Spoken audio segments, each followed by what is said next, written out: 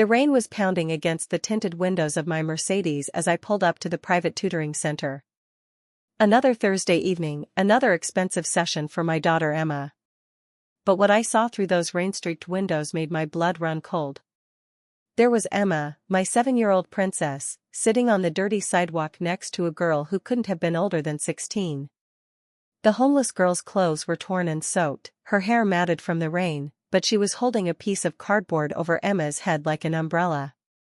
Before we dive into this story, drop a comment and tell me which country you're watching from. And after you hear what happened next, I need you to tell me honestly, what would you have done in my situation? Because what this homeless girl did next will shock you to your core. Let's begin. I sat there in my leather seat, engine still running, watching the scene unfold. My first instinct was to jump out and grab Emma. What was my daughter doing with this street kid? Where was her tutor? Why wasn't she in the building where I was paying $300 an hour for her education? I was about to storm out when I heard something that made me freeze. Laughter. Pure, innocent laughter coming from my daughter, the kind I hadn't heard in months. The homeless girl was drawing something on the wet cardboard with her finger, and Emma was clapping her hands in delight. I rolled down my window just a crack, and what I heard next made my throat tighten. You see, Emma, the girl was saying, her voice soft but clear despite the rain. Math isn't scary. It's like telling a story. If you have 3 cookies and you give me one, how many do you have left for yourself? Emma giggled. 2. But I'd give you 2 cookies, Sophia, because you're my friend and you're hungry. Sophia. That was her name. And she was teaching my daughter. I watched as Sophia's face lit up. Not with the practiced smile of someone looking for money, but with genuine joy. That's very kind, Emma. But let's stick with math for now. If you give me 1 cookie, you have 2 left. That's subtraction. 3 minus 1 equals 2. My hands gripped the steering wheel tighter. Emma had been struggling with math for months. We'd hired the best tutors money could buy, sent her to the most exclusive learning centers, even tried online programs that cost more than most people's salaries. And here was this homeless girl, explaining it in a way that made my daughter understand. But I was furious. Not at Sophia, at the situation. Where was Mrs. Henderson, the tutor I was paying a fortune? I grabbed my phone and dialed the center. Prestige Learning Center, how may I help you? This is Marcus Wellington. My daughter Emma was supposed to have a session with Mrs. Henderson at 5 p.m. It's now 5:30, and she's sitting on the sidewalk in the rain. What kind of operation are you running? There was a pause. Oh, Mr. Wellington, I'm so sorry. Mrs. Henderson had a family emergency and had to leave suddenly. We tried calling you, but dash. I hung up without listening to the rest. Typical. These people took my money but couldn't even keep track of my daughter. I was about to get out and collect Emma when I heard Sophia speak again. Emma, you're shivering. Here, take my jacket. But then you'll be cold, Sophia. I'm used to it. You're not. Besides, friends take care of each other, right? I watched as Sophia took off her thin, worn jacket, probably the only jacket she had, and wrapped it around Emma's shoulders. The jacket was too big, hanging off my daughter like a tent, but Emma beamed as if she'd been given a royal robe. Something twisted in my chest. When was the last time I'd seen Emma this happy? When was the last time someone had put her needs before their own without expecting payment? Sophia continued the impromptu lesson, using raindrops on the cardboard to teach counting, drawing shapes in the air to explain geometry. She was brilliant. Not just smart, brilliant. The way she connected with Emma, the way she made learning fun instead of a chore. Sophia, Emma said suddenly, why don't you go to school? The question hung in the air like a weight. Sophia's smile faltered for just a moment before she forced it back. School costs money, Emma. Money I don't have. But you're the smartest person I know. Smarter than Mrs. Henderson, smarter than all my tutors. Being smart and having opportunities are two different things, Sophia said gently. But that doesn't mean I stop learning. I read every book I can find, I solve math problems in my head, I study languages by listening to people talk. Learning never stops, Emma, no matter where you are.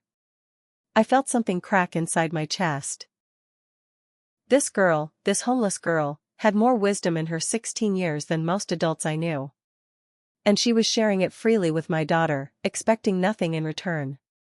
The rain was getting heavier. I watched as Sophia looked around desperately, trying to find better shelter for Emma. She spotted the awning of a closed shop across the street and gently took Emma's hand. Come on, let's get you somewhere dry. That's when I finally got out of the car. Emma. Both girls turned. Emma's face lit up. Daddy. Look, this is Sophia. She's been teaching me math, and she's amazing.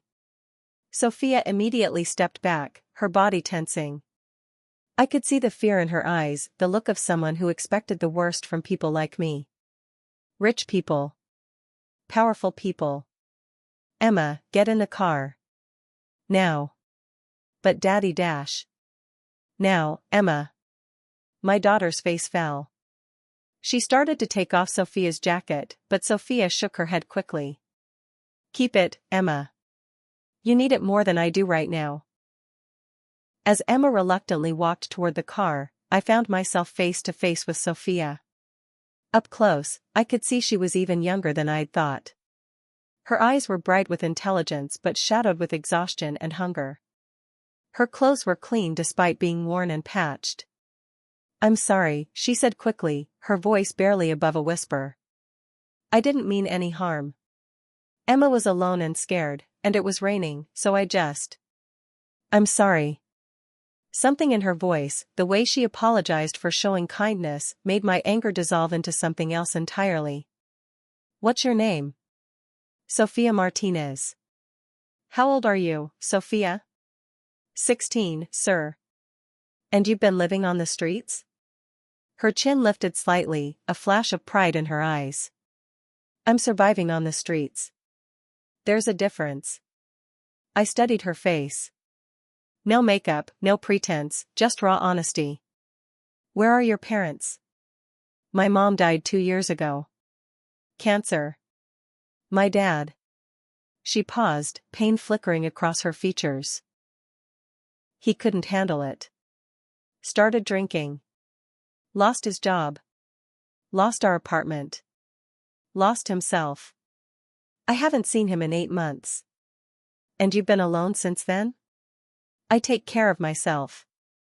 The simple dignity in those words hit me harder than any sob story could have. This girl wasn't asking for pity. She wasn't asking for anything at all. How do you know so much about mathematics? About teaching? For the first time, Sophia's face truly brightened. I love learning. Before everything happened, I was in advanced classes. I was going to study to become a teacher someday. Her voice grew softer. I still am, actually. Someday. Even now? Living on the streets? Especially now. Education is the one thing no one can take away from you, no matter what happens. My mom used to say that knowledge is the only true wealth because even if you lose everything else, what you know stays with you forever. I felt something shift in my chest. Here was a girl who had lost everything. Family, home, security, but had never lost her dreams. Never lost her desire to help others learn and grow. From the car, I could hear Emma crying softly. She was pressed against the window, watching Sophia with tears streaming down her face. Emma really likes you, I said. Sophia's smile was gentle but sad. She's a special kid. Brilliant, actually. She doesn't need expensive tutors, she just needs someone who believes in her and makes learning enjoyable. The way you do. I try. I looked at this remarkable girl standing in the rain, wearing clothes that had seen better days but carrying herself with more dignity than most people in $1,000 suits. An idea was forming in my mind, a crazy idea that went against everything I thought I knew about business and life. Sophia, I have a proposition for you. Her eyes narrowed slightly, wariness creeping in. What kind of proposition? I want to hire you. To do what? To tutor my daughter. The shock on her face was complete. Mr. I don't even know your name. Marcus. Marcus Wellington. I watched as recognition dawned in her eyes. She knew who I was, owner of Wellington Industries, one of the wealthiest men in the state. The wariness in her eyes deepened. Mr. Wellington, I appreciate the offer, but I don't think You don't think what? That you're qualified? I just watched you teach my daughter more in 30 minutes than her expensive tutors have managed in months. It's not about qualifications. It's about fitting in. Your world and my world don't exactly overlap. She was right, of course. The idea of bringing a homeless teenager into our lives was insane. What would people say? What would my business associates think? What would Emma's private school say when they found out? But then I looked at my daughter's face pressed against the car window, her eyes pleading with me not to let Sophia disappear into the night. And I thought about the laughter I'd heard, real, genuine happiness that I hadn't seen from Emma in months. Maybe it's time our worlds overlapped, I heard myself saying. Sophia stared at me like I'd lost my mind. Maybe I had. I'm serious, I continued. Come work for me. Tutor Emma. I'll pay you well, better than well. And I'll help you get back on your feet. Why? The question was barely a whisper. Because my daughter learned more from you in 30 minutes than she has in months of expensive tutoring. Because you gave her your jacket in the rain even though you needed it more. Because you're brilliant, and brilliance shouldn't be wasted on the streets. Tears started forming in Sophia's eyes. Mr. Wellington, I don't have anywhere to stay. I don't have proper clothes. I probably smell like We'll figure all that out. The question is, do you want the job? Sophia looked at Emma in the car, then back at me. What's the catch? I almost smiled. Smart girl. No catch. But there will be conditions. Her shoulders tensed. What conditions? You'll need to get your GED if you don't have it. You'll need to take college courses, I'll pay for them. You'll live in our guest house and follow house rules. And I paused, wondering if I was about to make the biggest mistake of my life. You'll let me help you build a future that goes beyond just surviving. The silence stretched between us, filled only by the sound of rain and Emma's quiet crying from the car. I don't understand, Sophia finally said. Why would you do this for me? You don't even know me. I know enough. I know you put a child's comfort before your own. I know you turn everyday moments into learning opportunities. I know you haven't let circumstances destroy your dreams. I took a deep breath. And I know my daughter needs someone like you in her life. Sophia wiped her eyes with the back of her hand. What if I mess up? What if I'm not what you expect? Then we'll figure it out together. But Sophia, I've been in business for 20 years. I know potential when I see it. And you have more potential than anyone I've ever met. She looked at the ground, then at Emma, then back at me. If I say yes, when do I start? Right now. Get in the car. Sophia's eyes widened. Right now? But I have things. I mean, I have a place where I keep We'll go get your things. Whatever you have, wherever you've been staying. Tonight, you sleep somewhere warm and safe. Tomorrow, we start figuring out the rest. The tears were flowing freely now. Sophia tried to wipe them away, but they kept coming. I don't know what to say. Say yes. She looked at Emma one more time, and my daughter pressed her hand against the window, smiling through her own tears. Yes, Sophia whispered. Then, louder, yes. As we drove to collect Sophia's meager belongings from the abandoned building where she'd been staying, Emma chattered excitedly in the back seat, asking Sophia a million questions about everything from math to science to her favorite books. Sophia answered each question with patience and joy, occasionally glancing at me in the rearview mirror with an expression of wonder, as if she couldn't quite believe this was real. Her home was a corner of a condemned office building where she'd managed to stay hidden from security and police. Her possessions fit in a single backpack, 3 changes of clothes, a dozen books in various stages of falling apart, notebooks filled with her own writing and problem-solving, and a photo of her with her mother. "That's everything?" I asked, looking around the cold, empty space. "Everything important," she confirmed. "The books are from the library. Well, they were damaged books they were going to throw away, so I asked if I could have them. The notebooks are where I work out math problems and write stories." I picked up one of the notebooks.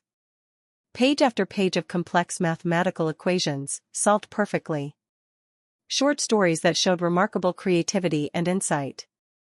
Poems that spoke of hope in the face of despair. "Sophia, these are incredible." She shrugged, embarrassed. "Just things to keep my mind busy." Just things to keep her mind busy. This girl had been living in conditions that would break most people, and she'd used the time to educate herself at a level that surpassed most high school graduates. The drive to my house was quiet except for Emma's occasional questions and Sophia's gentle responses. I could see Sophia's eyes growing wide as we passed through the gates of our neighborhood mansion set back on manicured lawns, luxury cars in every driveway. "Mr. Wellington," she said softly as we pulled into my circular driveway, "are you sure about this?" I don't belong here." Emma turned around from her booster seat. "Sophia, this is going to be your home now." "Daddy, can Sophia see my room? Can she meet Mrs. Patterson? Oh. Can she have dinner with us?" The enthusiasm in my daughter's voice was infectious. For the first time since her mother died 3 years ago, Emma seemed truly, completely happy. "Yes to all of the above," I said, watching Sophia's face in the rearview mirror. "Sophia, you belong wherever you choose to make your place. And if you choose to make it here, then this is where you belong." Mrs. Patterson, our housekeeper, was waiting by the front door with her usual efficiency. I'd called ahead to prepare her, though I wasn't sure anything could have prepared her for the reality of Sophia. "Mrs. Patterson, I'd like you to meet Sophia Martinez. She'll be staying in the guest house and tutoring Emma." Mrs. Patterson, bless her, took one look at Sophia's worn clothes and thin frame and immediately shifted into mother mode. "Hello, dear. You look freezing. Let's get you inside and warmed up. Are you hungry?" Sophia nodded gratefully, and I realized she was probably starving. When had she last had a real meal? "Mrs. Patterson, could you prepare something for Sophia while I show her around?" "Already on it." "Emma, honey, why don't you help me in the kitchen while your father gets Sophia settled?" As Mrs. Patterson led Emma away, I turned to Sophia, who was standing in my marble foyer looking completely overwhelmed. "It's a lot, I know. Mr. Wellington, She started, then stopped, shaking her head. "I keep thinking I'm going to wake up.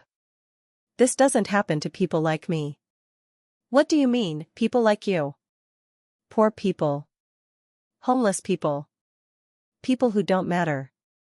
The words hit me like a punch to the gut. "Sophia, listen to me very carefully. You matter.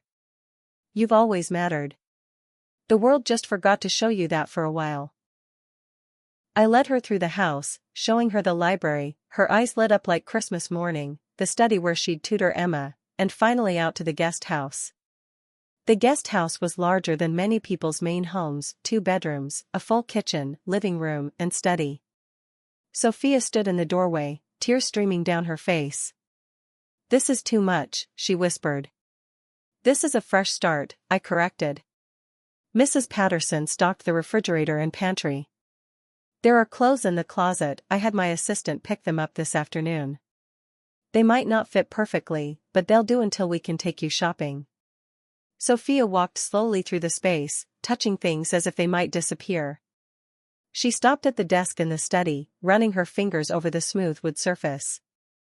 "I could do homework here," she said softly. "Real homework, from real classes.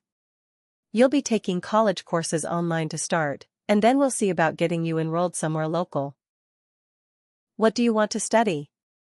Education. I want to be a teacher. A real teacher, with my own classroom someday. Then that's what we'll make happen. She turned to me, her eyes bright with tears and hope. Why are you doing this? Really? I thought about the question, really thought about it. Because 3 hours ago, I watched you give your jacket to my daughter even though you needed it more. I watched you teach her with more patience and creativity than anyone I've ever paid to do the job. I watched you show her kindness without expecting anything in return. I paused. And because my daughter laughed for the first time in months. Real, genuine laughter. That's priceless to me. Sophia wiped her eyes. What if I disappoint you? What if you don't? What if you become everything I think you can be and more? That evening, we had dinner together, Emma, Sophia, and me. Emma monopolized the conversation, telling Sophia about her school, her friends, her favorite books. Sophia listened with genuine interest, asking thoughtful questions that made Emma think deeper about her answers.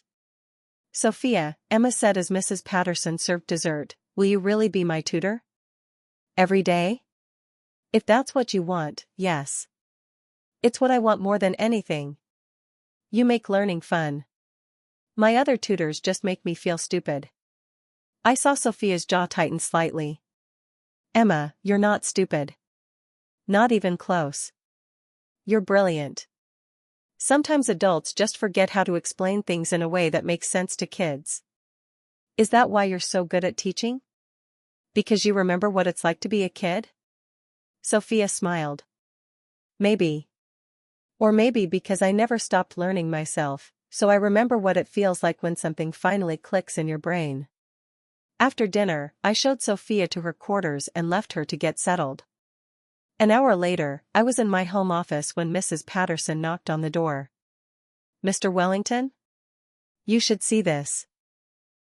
I followed her to Emma's room, where we found Sophia sitting on the floor next to Emma's bed, both of them surrounded by math workbooks and papers.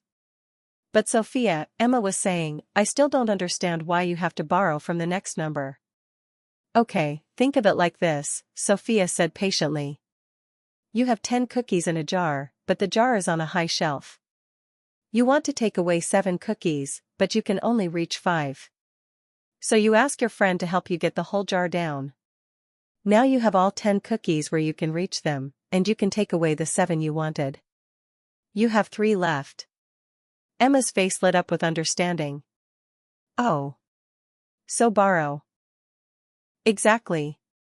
You're not actually borrowing anything, you're just reorganizing so you can see the whole picture. Mrs. Patterson and I exchanged glances.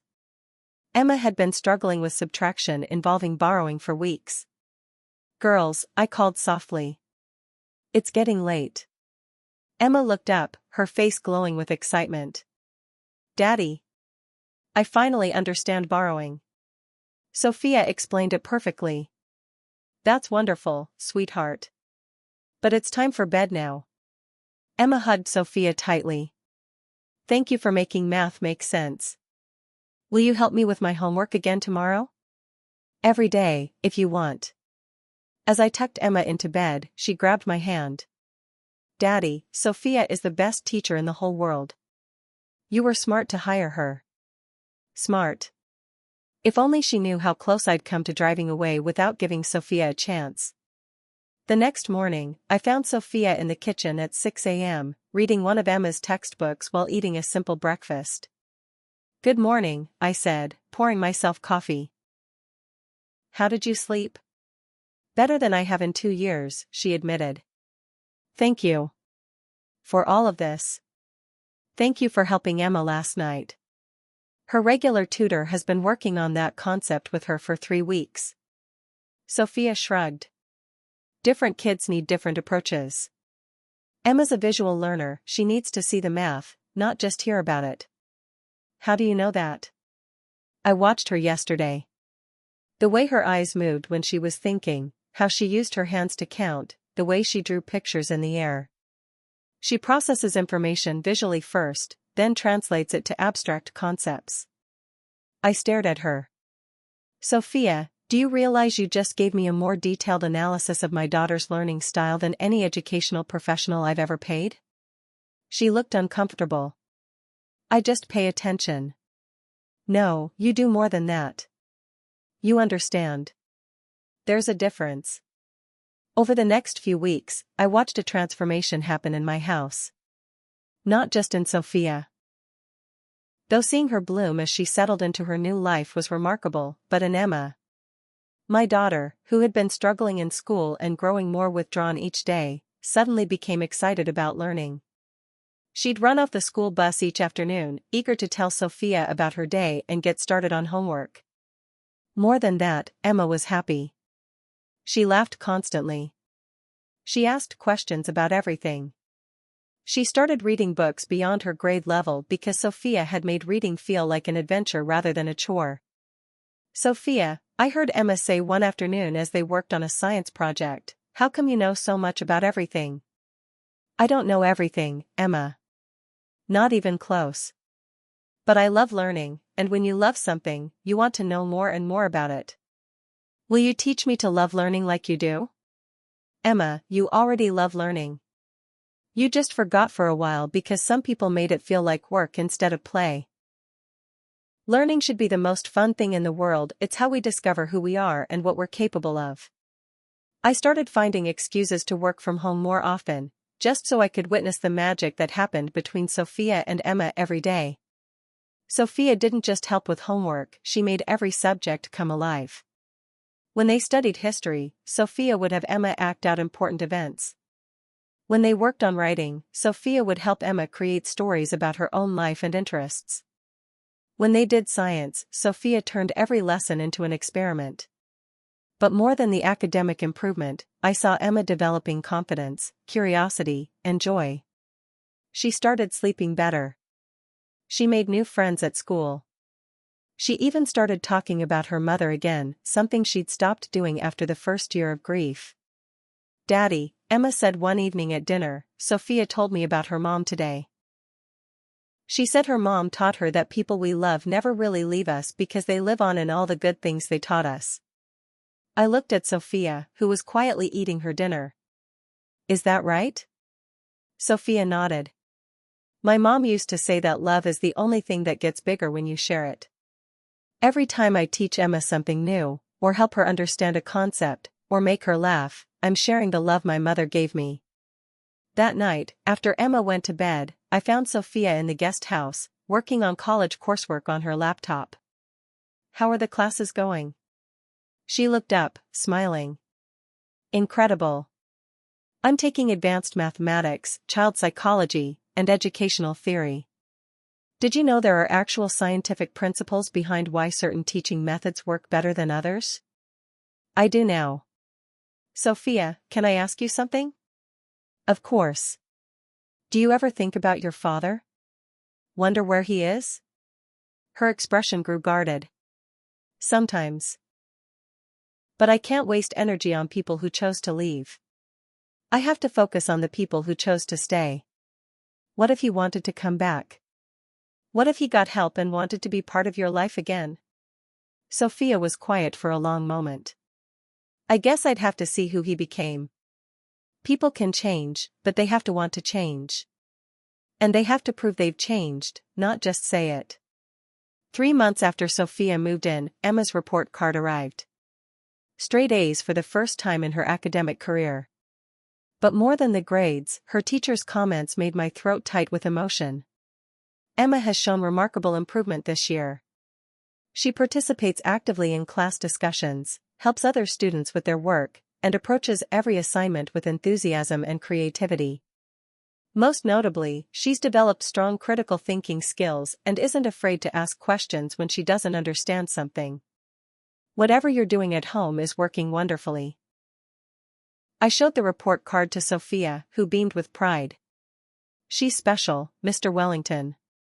Emma has a natural curiosity and empathy that you can't teach. She's going to do amazing things in this world. Because of you. Because of who she is. I just helped her remember. That weekend, I decided it was time to do something I'd been thinking about for weeks. I called Sophia into my office. Sophia, we need to talk about your future. Worry flickered across her face. Did I do something wrong? Is Emma dash? Emma is thriving beyond my wildest dreams, and it's because of you. No, this is about your future. You've been with us for 3 months now. You're excelling in your college courses, Emma adores you, and you've become part of our family. But I want to make sure you're thinking about what comes next. She looked confused. What do you mean? I mean, what are your goals? Your dreams? What do you want to achieve in the next 5 years, 10 years? Sophia was quiet for a moment, staring at her hands. I want to finish my degree in education. I want to become a certified teacher. Eventually, I'd like to have my own classroom, maybe work with kids who are struggling the way I struggled. Good. What else? What else? Sophia, you have talents that go far beyond tutoring one child. You have insights into education and child development that could help thousands of kids. Have you ever thought about writing? Speaking? Developing your own teaching methods? Her eyes widened. No, I never thought about things like that. That's for people who dash. For people who what? For people who are smart? Creative? Passionate about education? Sophia, that's you. I pulled out a folder I'd been preparing. I want to show you something. Inside were letters. Dozens of them. What are these? Letters from Emma's teachers, from other parents who've noticed changes in their kids after playdates here, from Mrs. Patterson about how you've changed our household. I handed her the top letter. This one is from Dr. Sarah Chen, the head of the education department at the State University. Sophia's hand shook as she read. She wants to meet me? She wants to offer you a full scholarship to complete your bachelor's degree and continue on for your master's. She's heard about your unconventional teaching methods and wants to study them. Tears started forming in Sophia's eyes. Mr. Wellington, I don't understand. How did she hear about me? I may have mentioned you to a few people. Shown them some of Emma's work, described your methods. Sophia, you're gifted. Not just smart, gifted. You have a natural ability to connect with children and help them learn that most trained teachers never develop. But I'm just dash. You're just what? Just brilliant? Just compassionate? Just exactly what the education system needs more of. Sophia wiped her eyes, staring at the letter. This is real? As real as the day I found you teaching my daughter in the rain. Sophia, I want to invest in your future. Not just as Emma's tutor, but as an educator who could change lives. I want to start a foundation, the Sophia Martinez Foundation for Innovative Education. What? You'd finish your degree, develop and test your teaching methods, write about your approaches, train other teachers. We'd start with a pilot program in local schools, focusing on kids who are struggling the way Emma was struggling. Sophia stared at me, speechless. The foundation would pay for your education, provide you with resources to develop your methods, and give you a platform to share what you've learned. Eventually, you could impact thousands of children instead of just one. I don't know what to say. Say you'll think about it. Say you'll meet with Dr. Chen. Say you believe in yourself the way Emma and I believe in you. Sophia was crying now, but they were tears of hope rather than despair. Why?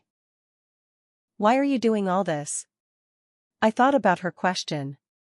Do you remember what you told Emma about your mother? About how love gets bigger when you share it? She nodded. 3 months ago, I was a successful businessman but a failing father. I was so focused on giving Emma everything money could buy that I forgot to give her what she actually needed, someone who believed in her potential and made learning joyful. You gave her that gift. Now I want to help you give that gift to other children. And if I mess up? If I'm not as good as you think I am? Then we'll figure it out together. But Sophia, I've been watching you for 3 months. I've seen you turn my struggling, unhappy daughter into a confident, curious, joyful child. I've seen you overcome obstacles that would break most people.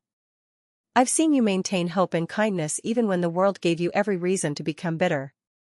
I leaned forward in my chair. You're not going to mess up. You're going to be extraordinary. That evening, Sophia knocked on my office door. Mr. Wellington? Can we talk? Of course. She sat down across from my desk, her posture straighter than I'd ever seen it. I want to accept your offer. All of it. The scholarship, the foundation, everything. I'm glad. But I have conditions. I raised an eyebrow. Oh? I want to continue tutoring Emma until she doesn't need me anymore. I want the foundation to focus specifically on children who are at risk, kids from poor families, kids in the foster system, kids who've been written off by the regular education system. Done. What else? I want to find my father. That surprised me. Sophia, are you sure? Not to reconcile. Not to let him back into my life. But to make sure he knows that despite everything he put me through, I survived. I thrived. I want him to know that his failure doesn't define me. The determination in her voice was steel. If that's what you want, we'll find him.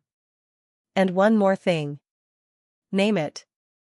I want to change my name. Legally. To what? She smiled, and in that smile I saw the confident, powerful woman she was becoming. Sophia Martinez Wellington. If you'll let me. You've been more of a father to me in 3 months than my biological father was in 16 years. I felt my throat close up with emotion. This remarkable girl wanted to take my name. Wanted to become part of our family officially. Sophia, it would be an honor.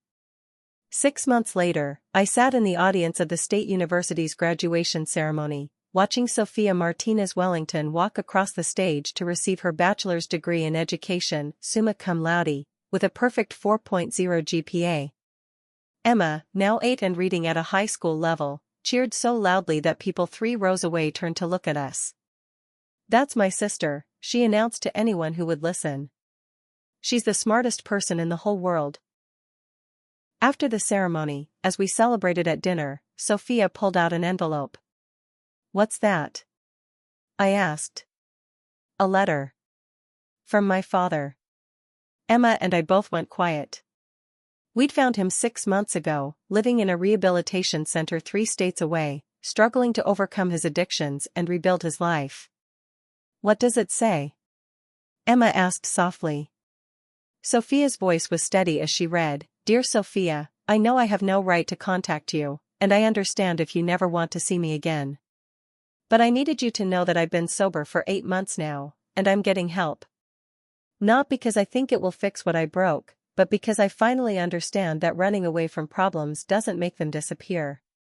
She continued, I heard about your graduation, about your scholarship, about the foundation being started in your name. I'm proud of you, sweetheart, though I know I have no right to feel pride in accomplishments that happened despite me, not because of me. Sophia paused, her voice getting stronger. I know I can never undo the damage I caused by abandoning you when you needed me most. I know saying sorry isn't enough. But I want you to know that thinking about the strong, brilliant woman you've become is what keeps me fighting to become better myself. You don't owe me forgiveness, but I hope someday you might give me the chance to show you that I'm trying to become the father I should have been all along.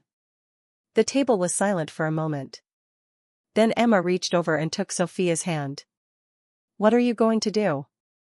I asked gently. Sophia folded the letter carefully. I'm going to write him back. Not to invite him into my life, but to tell him that I hope he continues getting help. That I hope he finds peace. And that I've learned that forgiveness isn't about forgetting what happened, it's about not letting the past control your future.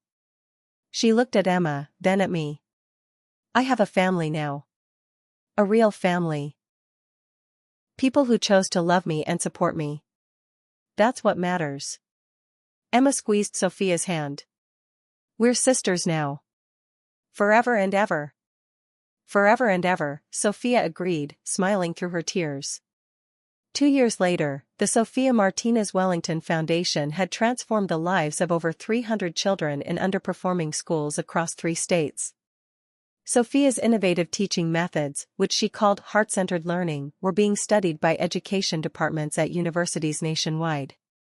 But the transformation I was most proud of wasn't in test scores or academic achievements. It was in the confidence and joy these children had discovered in themselves. I watched Sophia address a conference of educators, explaining her philosophy. Traditional education often treats struggling students as problems to be solved rather than individuals with unique learning styles and untapped potential. When we start from a place of believing in a child's inherent intelligence and worth, everything changes. She clicked to her next slide, showing before and after photos of some of the children in her programs. These kids didn't need to be fixed, they needed to be seen. They needed someone to believe in them and meet them where they were. In the audience, I saw teachers leaning forward, taking notes furiously. Sophia had that effect on people. She made them want to be better educators, better people. After her presentation, a young teacher approached her. "Ms. Martinez Wellington, I've been teaching for 5 years, and I feel like I'm failing my students. They're not responding to anything I try. What am I doing wrong?" Sophia's response was gentle but direct. "You're probably not doing anything wrong. But you might be focusing on what your students can't do instead of discovering what they can do. Every child has genius in them. Our job is to find it and nurture it." But what about the ones who seem completely disengaged? The ones who've given up? Those are often the ones with the most potential, Sophia said, her eyes lighting up with passion. Disengagement is usually a protective mechanism. These kids have been told they're not smart so many times that they've stopped trying to avoid more failure. But when you show them genuine belief in their abilities, when you make learning feel safe and joyful again, they bloom. The teacher's eyes filled with tears. How do you maintain that faith when the system pushes you to focus on test scores and standardized results? Because I remember what it felt like to be written off. I remember thinking I was worthless, that my circumstances defined my worth. If Mr. Wellington hadn't seen potential in me when I was at my lowest point, I never would have discovered what I was capable of. Sophia glanced at me in the audience. Every child deserves someone who believes in them that fiercely. As we drove home that evening, Sophia was unusually quiet. "Penny for your thoughts," I said. "I was thinking about that teacher today. About how defeated she looked. It reminded me of..." She paused.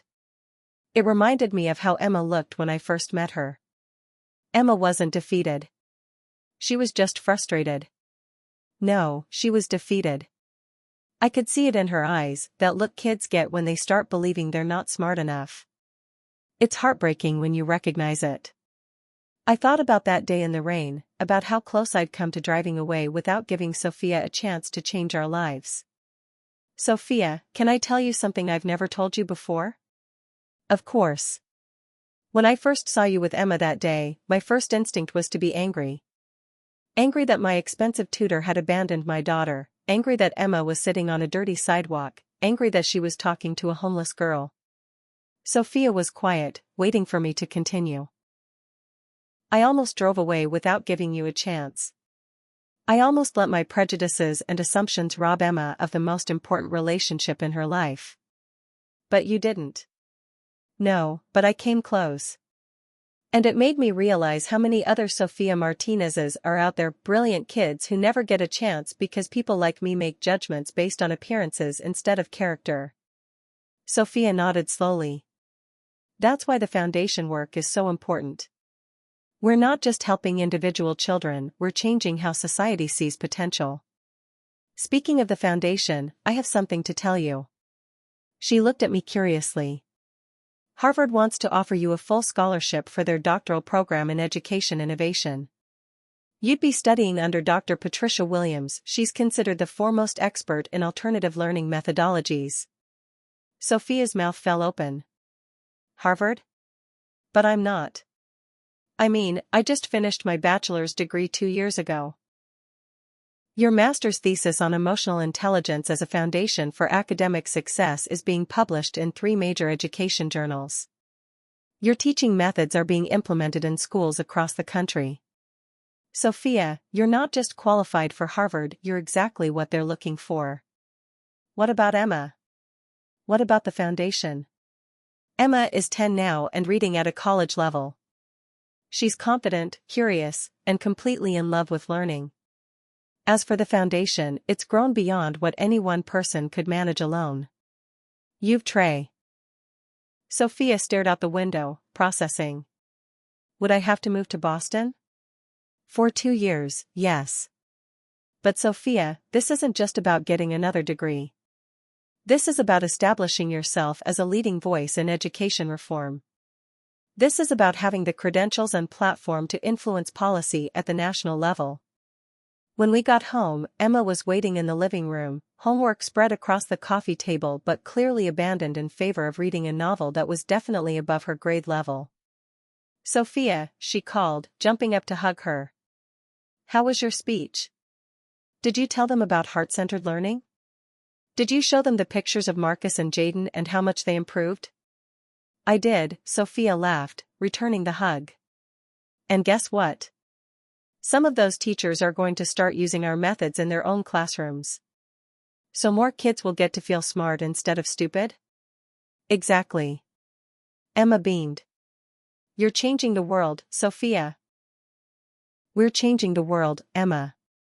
You helped me figure out these methods, remember? You were my first student, my inspiration.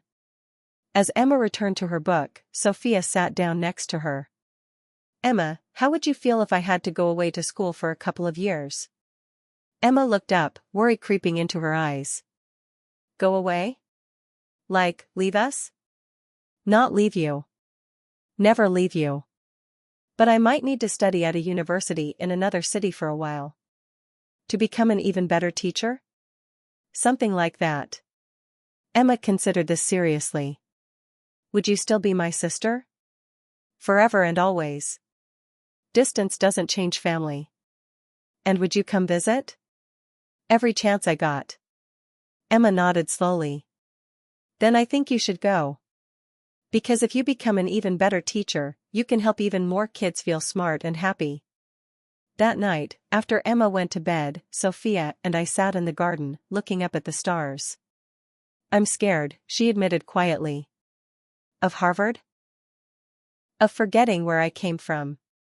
Of becoming one of those academics who understands theory but loses touch with reality. Of losing the connection that makes me effective with kids. Sophia, that will never happen. Do you know why? Why? Because your strength as an educator doesn't come from your degrees or credentials. It comes from your heart. It comes from remembering what it felt like to be overlooked, underestimated, and written off. That empathy, that understanding, no amount of academic success can take that away from you. She was quiet for a moment. What if I get to Harvard and realize I don't belong there either? Then you'll prove them wrong, the same way you proved everyone else wrong. Sophia, 4 years ago you were living in an abandoned building, convinced you'd never amount to anything. Look at you now. I couldn't have done any of this without you and Emma. Yes, you could have. Maybe it would have taken longer, maybe the path would have been different, but your intelligence, your compassion, your determination, those were already inside you. We just gave you a platform to show the world what you were capable of. 6 months later, I stood in Logan Airport in Boston, watching Sophia disappear through the security checkpoint. Emma held my hand tightly, tears streaming down her face but a brave smile on her lips. She's going to do amazing things at Harvard, Emma said, her voice only slightly wobbly. Yes, she is. And she'll come home for Thanksgiving? She promised, didn't she? And Christmas? And Christmas. And spring break? Emma, sweetheart, Sophia will always come home. This is her family, and family doesn't abandon each other. Emma nodded, wiping her eyes. I'm proud of her, Daddy. Even though I'm sad. Me too, sweetheart. Me too. Sophia's first semester at Harvard was everything she'd hoped for and more. Her professors were brilliant, her classmates challenged her thinking, and she had access to resources she'd only dreamed about. But more importantly, she never lost sight of why she was there. Her first research project focused on implementing heart-centered learning in urban schools with high poverty rates. She spent weekends visiting classrooms in Boston's most challenging neighborhoods, working directly with teachers and students. "It's incredible," she told me during one of our weekly video calls. "These kids are facing some of the same challenges I faced: poverty, family instability, feeling invisible in the system. But when teachers approach them with genuine belief and meet them where they are, the transformation is immediate." "Any particular success stories?" Her face lit up. "There's this boy, Marcus, he reminds me so much of Emma when I first met her. He's brilliant but completely shut down in traditional classroom settings. His teacher was ready to recommend him for special education services. And now? Now he's reading 2 grade levels above his age and helping tutor younger students. All because someone saw his potential instead of his problems." During her second year, Sophia published a groundbreaking study on the correlation between emotional safety and academic achievement. The research showed that students who felt genuinely valued and believed in by their teachers showed academic improvement of up to 300% compared to control groups. The study caught national attention. Sophia was invited to speak at the Department of Education, consulted by school districts across the country, and profiled in major news publications. But the moment I was most proud of came during her graduation ceremony. As Sophia walked across the stage to receive her doctorate, the entire audience rose in spontaneous applause. Not the polite, brief applause typical of graduation ceremonies, but sustained, enthusiastic recognition. "Dr. Sophia Martinez-Wellington," the dean announced, "whose revolutionary research in emotional-centered learning has transformed educational practices nationwide." In the audience, Emma jumped to her feet, cheering at the top of her lungs. "That's my sister. She used to be homeless, and now she has a doctorate from Harvard." The people around us turned to look, and instead of the disapproving stares I expected, I saw smiles and nods of appreciation. Sophia's story had become well known through her advocacy work, and people were inspired by her journey. After the ceremony, a young woman approached us. She looked to be about 16, with clothes that had seen better days and eyes that held both hope and wariness. "Excuse me," she said tentatively. "Are you Dr. Martinez-Wellington?" "I am," Sophia replied warmly. "I read about you online. About how you were homeless and sleeping in abandoned buildings, and how you never stopped learning." The girl's voice was barely above a whisper. "I'm in a similar situation right now. I was wondering, how did you keep going? How did you believe things could get better?" Sophia knelt down to the girl's eye level, her voice gentle but firm. "What's your name?" "Jasmine." "Jasmine, listen to me very carefully. Your circumstances right now do not define your future. I know it feels hopeless sometimes, I know what it's like to be cold and hungry and feel like the world has forgotten you exist. But you are here, asking questions, seeking advice. That tells me you haven't given up." Jasmine's eyes filled with tears. "But how do I even start? I don't have money for school, I don't have a stable place to live, I don't have anyone who believes in me." "You have yourself. And Jasmine, sometimes that's enough to begin with."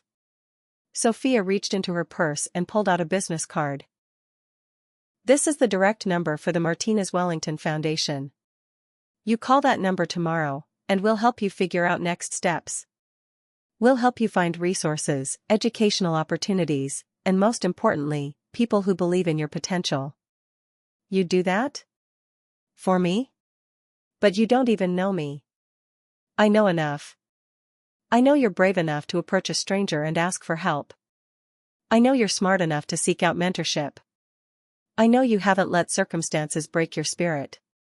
Sophia stood up, placing a gentle hand on Jasmine's shoulder.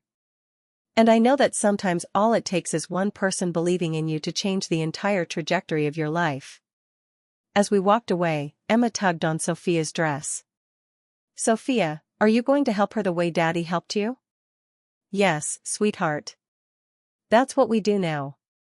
We find the kids everyone else has overlooked, and we show them what they're capable of. And someday, maybe Jasmine will help other kids too? Maybe she will. That's how change happens, Emma, one person at a time, one life at a time. 3 years later, Dr. Sophia Martinez Wellington was appointed as the youngest Secretary of Education in the country's history. Her confirmation hearing was unlike anything Washington had ever seen. Instead of the usual political grandstanding, senators from both parties asked genuine questions about her educational philosophy and methods. Her responses were thoughtful, research-based, and always brought the conversation back to what was best for children. Dr. Martinez Wellington, one senator asked, "Your background is unconventional for someone in this position. How do we know you understand the complexities of managing education at the federal level?" Sophia's response was measured and powerful. "Senator, you're right that my background is unconventional. I've been the homeless child sleeping in abandoned buildings, wondering if anyone would ever see potential in me. I've been the struggling student who felt stupid because traditional teaching methods didn't match my learning style. I've been the dedicated teacher working with kids everyone else had written off." She paused, letting her words sink in. "But I've also been the researcher whose methods have improved outcomes for over 50,000 students nationwide. I've been the policy advisor whose recommendations have been implemented in 12 states. And most importantly, I've never forgotten what it feels like to be the child the system fails. So when you ask if I understand complexity, the answer is yes, but I understand it from every angle. I understand it from the perspective of the child, the teacher, the administrator, and the researcher. That comprehensive understanding is exactly what our education system needs." The hearing room erupted in applause, a rare occurrence in the typically formal setting. Sophia was confirmed unanimously. On the day she was sworn in, Emma, now 15 and already planning her own career in education, stood beside us in the audience. "Daddy," Emma whispered, "do you think Sophia ever imagined this when she was teaching me math in the rain that day?" I thought about that question. "No, sweetheart. I don't think any of us could have imagined this. But you saw something special in her, didn't you? Even then? I saw someone who put your needs before her own, even when she had nothing. I saw someone who made learning feel magical instead of like work." But becoming Secretary of Education? That was all Sophia's doing. As Sophia took the oath of office, her voice strong and clear, I thought about the journey that had brought us all to this moment. From a rain-soaked sidewalk to the highest education office in the land, it seemed impossible, yet here we were. But the most remarkable thing wasn't Sophia's individual success. It was the ripple effect her story had created. The Martinez Wellington Foundation now operated in all 50 states, with over 2,000 trained teachers using heart-centered learning methods. Jasmine, the young woman who had approached Sophia at her Harvard graduation, was now in her second year of college on a full scholarship, planning to become a teacher herself. Dozens of other young people whose lives had been touched by Sophia's work were pursuing their own dreams in education, social work, and child advocacy. The homeless girl who had given her jacket to my daughter had sparked a movement that was transforming how America educated its children. 6 months into Sophia's tenure as Secretary of Education, she announced her first major initiative, the National Heart-Centered Learning Program, designed to train 100,000 teachers in emotional intelligence-based teaching methods over the next 5 years. "For too long," she said at the press conference, "we've treated education as if it's only about filling children's minds with information. But real learning happens when we engage children's hearts first, when we help them feel valued, confident, and excited about discovering what they're capable of." A reporter raised her hand. "Madam Secretary, critics say your methods are too soft, that they don't prepare students for the competitive realities of the modern world. How do you respond?" Sophia smiled, the same gentle but confident smile I'd seen her give to Emma hundreds of times. "I'd say those critics haven't seen the test scores, graduation rates, and college acceptance rates of students who've been taught using these methods. Children who feel emotionally safe and intellectually valued don't just learn better, they become more creative, more collaborative, and more resilient. She continued. The competitive realities of the modern world require people who can think critically, solve complex problems, and work effectively with others. Those skills develop best in environments where children feel supported and believed in, not in environments where they're constantly afraid of failure. Another reporter followed up, can you give us a specific example of these methods in action? Absolutely. Last month I visited a school in Detroit where 90% of students qualify for free lunch. 2 years ago, this school was on the state's failing schools list. Today, after implementing heart-centered learning, their reading scores have improved by 250%, their math scores by 180%, and their student attendance rate is 98%. What changed? The teachers started believing in their students' potential instead of focusing on their deficits. They started making learning joyful instead of punitive. They started seeing each child as an individual with unique strengths rather than treating them all the same way. Sophia's voice grew stronger. And most importantly, they started showing these children that education isn't something that happens to them, it's something they actively participate in creating. As I watched Sophia field question after question with grace, intelligence, and unwavering focus on what was best for children, I marveled at the transformation I'd witnessed. The frightened, wet, homeless girl who had given my daughter her jacket had become a confident, powerful advocate for every child who had ever been overlooked or underestimated. But in many ways, Sophia hadn't changed at all. She still had the same compassionate heart, the same fierce belief in human potential, the same willingness to put others' needs before her own. The difference was that now the world was listening. That evening, Sophia called Emma and me for our traditional weekly video chat. How does it feel to be the most famous educator in America? Emma asked, grinning at the screen. Overwhelming sometimes, Sophia admitted. But also incredibly hopeful. Every day I get letters from teachers telling me about transformations they're seeing in their classrooms. Kids who were labeled as learning disabled discovering they're actually gifted. Students who'd given up on themselves remembering that they're capable of amazing things. Any particular stories that stand out? I asked. Sophia's eyes lit up. Yesterday I got a letter from a teacher in rural Alabama. She has a student named David who reminded her of someone, a girl who used to be homeless but never stopped learning. David had been written off by previous teachers as unteachable. And now? Now he's the top student in his class and wants to become a teacher himself someday so he can help other kids the way his teacher helped him. Sophia paused, her voice growing soft. The teacher ended her letter by saying, "Thank you for showing us that every child has genius inside them. We just have to be willing to look for it." Emma wiped her eyes. Sophia, you're making me cry. Happy tears, I hope? The happiest tears. I'm so proud to be your sister.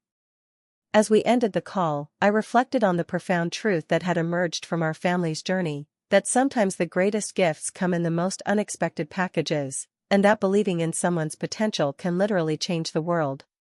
Sophia Martinez Wellington, the homeless girl who taught my daughter math in the rain, had become one of the most influential educators in American history. But more than that, she had proven that circumstances don't define destiny, that education is about far more than test scores, and that every child deserves someone who believes in their infinite potential. The little girl who once stood on a wet sidewalk, giving her only jacket to my daughter while teaching her that learning should be joyful, now stood in the halls of power, ensuring that no child would ever again be overlooked or written off. And it all started with a simple act of kindness on a rainy Thursday evening, when love proved to be the greatest teacher of all. 5 years later, as I watched Emma graduate as valedictorian of her high school class, with Sophia cheering proudly from the audience, I knew that our story was just the beginning. Because love, once shared, creates ripples that extend far beyond anything we can imagine. And those ripples are still spreading, one child, one teacher, one life at a time. Now tell me in the comments below, what would you have done that rainy evening? Would you have stopped to investigate, or driven away? Because sometimes the smallest moments create the biggest changes, And sometimes a single act of faith in someone can transform not just their life, but the lives of countless others.